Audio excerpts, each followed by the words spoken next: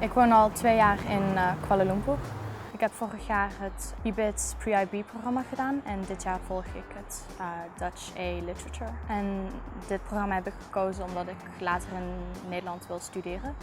En het leek mij wel handig om de taal wat beter te kennen.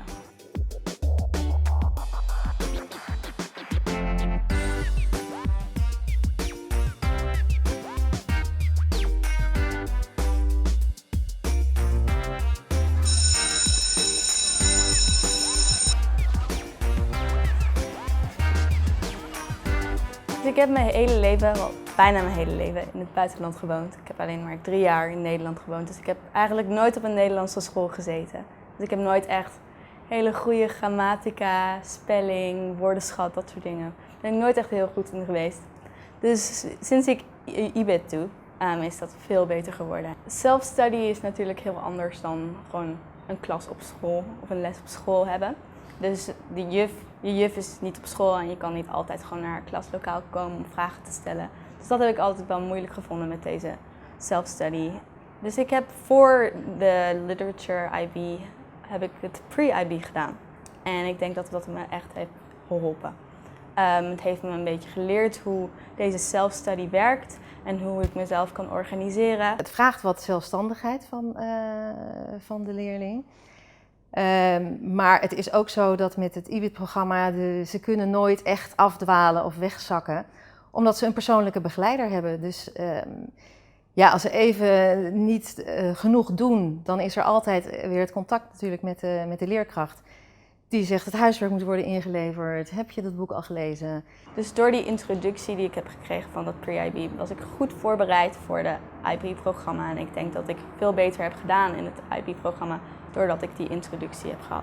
Met IBIT leer je heel goed om te plannen, om dingen van tevoren te plannen. Je hebt natuurlijk gewoon je school en de dingen buiten school, hè, dus je sport of muziek of zo. Dus dan is het heel goed om te leren plannen. Het contact met de docenten is altijd heel goed. Als ik ooit vragen heb, dan kan ik snel een e-mail sturen en dan krijg ik meestal dezelfde dag een e-mail terug. Wat wij nu ervaren, wat heel fijn is, is het wekelijkse, ja, bijna wekelijkse contact tussen Simone en haar begeleidster, Annelies.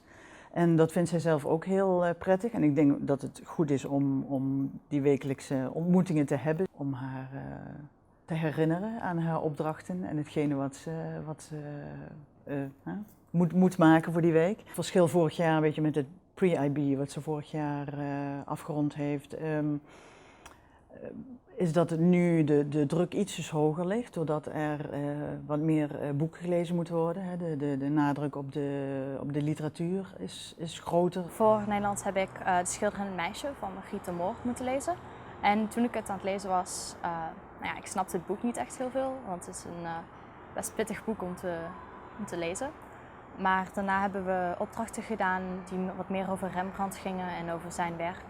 En we hebben een documentaire gekeken over hem en ja, zijn leven en waarom dat hij schilderde en hoe hij schilderde. En dat sprak mij wel heel erg aan, omdat ik Rembrandt al kende natuurlijk, maar ik kende hem niet zo goed als wat ik nu. In deze literature course heb ik heel goed geleerd hoe goed een boek te lezen. Vroeger las ik een boek en dan keek ik eigenlijk alleen maar naar het verhaal. Maar tijdens deze lessen, tijdens dit IB-course, heb ik geleerd hoe een boek te lezen en hoe naar allemaal verschillende literaire elementen te kijken. Naar het thema van het boek, naar ironie, naar symbolen in het boek. Ja, Nederlands is voor ons heel erg belangrijk. Maxime die woont al bijna haar hele leven in het buitenland. Maar ja, taal is toch een stukje van je identiteit. Eigenlijk is het voor ons niet eens belangrijk of zij in Nederland zou gaan studeren of dat zij een Nederlandse studie zou doen. Zelfs als ze een Engelstalige studie zou gaan doen, denken we dat het nog steeds belangrijk is dat zij gewoon goed Nederlands kan spreken en schrijven. Omdat het een stukje van je identiteit is, omdat ze heeft een Nederlands paspoort. Als ouders van Nederlandse kinderen, tenminste wij beschouwen ze als Nederlandse kinderen omdat wij als ouders Nederlands zijn, wil je ze toch datgene meegeven wat je zelf ook hebt meegekregen, wat heel belangrijk is. Het heet niet voor niks de moedertaal, doordat ze in het IB-systeem zit.